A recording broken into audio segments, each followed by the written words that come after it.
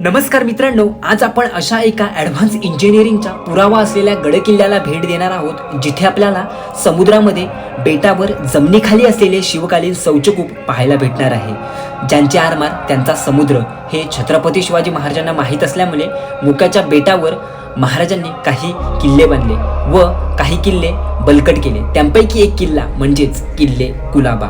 मित्रांनो, निष्ठेचे डिकम्पोजिशन कसे करायचे व जमिनीखाली असलेले ॲडव्हान्स इंजिनिअरिंगचा पुरावा असलेले शिवकालीन शौचालय आजही आपल्याला किल्ले कुलाबावर पाहायला भेटते.